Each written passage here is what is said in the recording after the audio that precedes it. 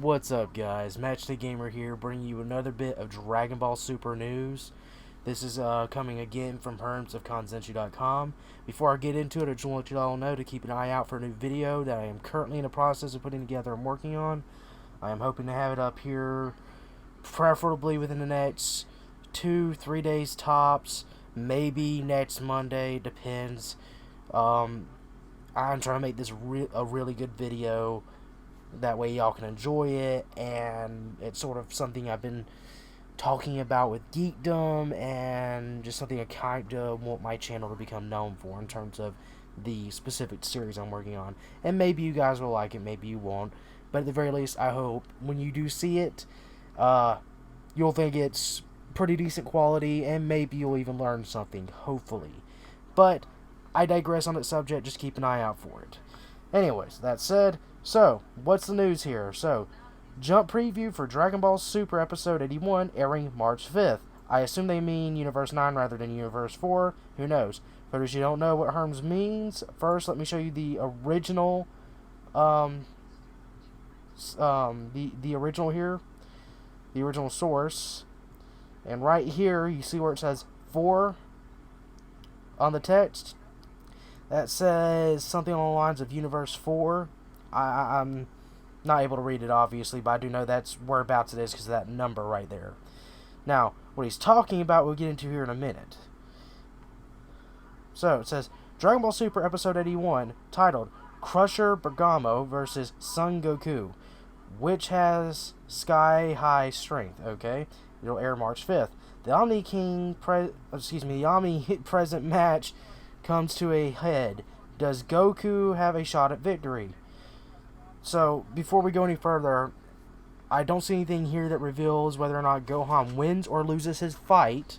However, it begs the question of, if in fact Gohan did lose, then, well, maybe that means that they had to go to the next round for a tiebreaker, because I would assume that if Gohan did win, then logically they wouldn't have had to go for 3 rounds. They would have been over, since, you know, best 2 out of 3 at that point. But I could be wrong on how this works. Again, there's no real rules established here, as stated by the Daishinkan earlier, so a couple episodes ago, or actually last episode, excuse me.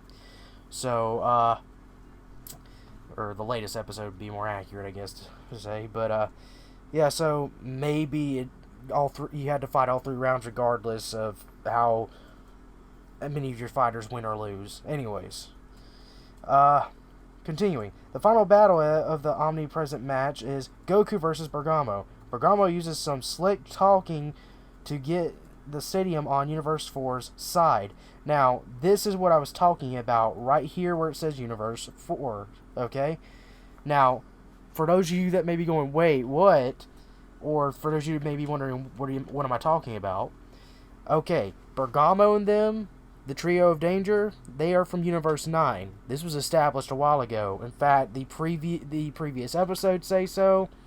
And even the stuff about them, like on the official Toei site, says they're from Universe 9.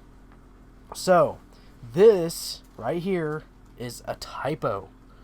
What does that mean? Well, that means somebody, for some reason, typed a 4 instead of a 9. Now, why that is, I don't know. I've speculated maybe, because I didn't see the translation, I assumed that they possibly meant that, maybe Bergamo did something to make them like Universe 4, but I'm like, wait, Universe 4 is not there, none of their fighters are there, so that doesn't make sense. I was legitimately trying to give this the benefit of the doubt and assume they legitimately meant something here, and maybe they do, I don't know, but based on what we have here, I'm going to assume, until further notice, this is a typo. That number 4 right there is a typo. So, what do you guys think? Maybe you have a better explanation, something I didn't think of, and maybe none of the rest of the community thought of. Comment down below, saying what you guys think. So, continuing forward, turning them completely against Goku and the gang. Alright, so Bergamo slick talks the people at the stadium to being like, oh, Goku and them are bad, or whatever, somehow or another. I don't know how he does it, but, you know, He pulls it off and makes everybody hate Goku, which really, when you think about it, probably isn't that hard, considering Goku's basically the reason this whole tournament's going on to begin with, and, well, the penalty, which we're about to get into a discussion here in a bit, but we'll come back to that in a minute. What's more, Bergamo shows off his ability to turn his opponent's attacks into his own power. How will Goku fight this tricky foe? So right here, we have that shows that he has the ability to turn his opponent's attacks into his own power. So, two possible conclusions you can draw from this, at least for me. The first one being he somehow copies their abilities. So, like, say, like Goku fires a Kamehameha, Bergamo fires a Kamehameha. I think what it is he somehow has the ability to absorb or take in energy and adds it to his own. I could be wrong about both of these. Maybe you have another idea. Comment down below on it. Crusher Bergamo shows his stuff. Omni King this week. Taking back his declaration to wipe out the universes, accepting Bergamo's proposal. Omni King announces that if Universe 4 wins, again another typo, he will withdraw his plan to wipe out universes who lose in the Tournament of Power. What is Omni King's aim? So right here, Omni King is saying that, okay, if you guys win, I will withdraw my original declaration to destroy universes. So, that said, I wonder if Goku will intentionally lose to Bergamo to take this away, which kind of seems like a, I don't know, super backing out of it. I realize Goku's been getting a lot of crap lately, but frankly, I think this makes it a little bit more edgy, even if we do realize that, yes, in the end, all the universes somehow or another will be inevitably restored, probably most likely through the Super Dragon Balls, but, you know, ultimately, it just kind of makes you scratch your head, like, okay, what's the goal here? I personally think they should stick with the whole universe gets destroyed thing if they lose, because it just adds a little tension there. Even if you do inevitably know how it's going to end, and even if we do realize that most likely Universe 7 is going to come out on top, it still adds some tension, and not to mention we may come to like some of these characters that they fight. You know, like, I'm sure there's already people out there that are fans of the characters that appeared in Universe 7, such as Kaba and Hit. I know plenty of people that like them. Not so much some of the other guys, maybe some of the guys like Frost, but, you know, primarily everybody wants to at least see Hit and Kabe come out okay, you know. So, I'm sure people would kind of be a little stressed and worried whenever it comes time for Universe 6 to be put on online. They're going to be going, okay, should I be rooting for, which team should I be rooting for, especially if it's Universe 7 and Universe 6, because you don't really want either side to lose, because you got characters on both sides you like. So, all I'm saying here is that there's going to be some tension here, and I don't think they should take that away. That's just my opinion. Maybe you think they should take away the whole universe gets destroyed penalty. I don't think they should. I'll leave that up to you guys. Comment down below. But ultimately, here, going back to this, so I don't know if Goku will lose the fight, or if Bergamo will somehow actually win, and thus beat Goku. But if they got a victory, then if Majin Buu won and Gohan won, this is assuming he won because we don't know, it doesn't say if he did or didn't.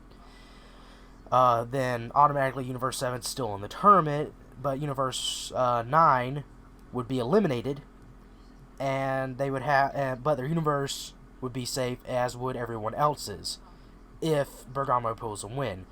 But if Goku wins, then Universe 9 gets destroyed, and presumably the original penalty remains where the universes get destroyed if they get as they lose. But there you go. That's pretty much all the information. This, of course, once more is coming from Herms. I'll be linking his Twitter down below in the description of the video. That way you can come here and see this for yourself. Hi, what's up, guys? Match the Gamer had to add this in, like, post-edit and stuff. You can probably even hear my fan blaring from trying to render the video that you should be seeing on YouTube right now. But just as I was in the process of doing this, Herms put some more information up on his Twitter page. So I'm just going to go over it briefly. It's not too amazing. It's just some provisional titles for the next few episodes of Dragon Ball Super, and apparently there's no episode on March 12th, okay? So, first of all, of course, here's the original source from Herms. He went through all this. Let me back it up a smidge. There we go. Alright. And here's what it said. So right here, Crusher, Bergamo X, Son Goku, airs March 5th. The Righteous Warrior Topo burst in March 19th. And then forming the Universe 7 representative team March 26th. So March 26th, we will finally get the episode where they go to get everyone. So for those wondering when we're going to get into that, there you go. That's all I got to say about this. There's not much really to expand upon here. Just there you go.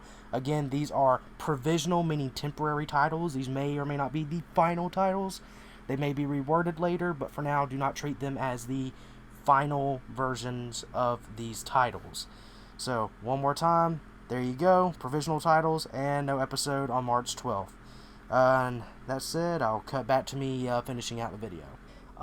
So, thank you guys for watching. Make sure to like, rate, comment, and subscribe. Check out my official Facebook, Twitter, and Twitch pages linked down below per usual in the description of the video. I have nothing else to say, so thank you guys for watching. Peace.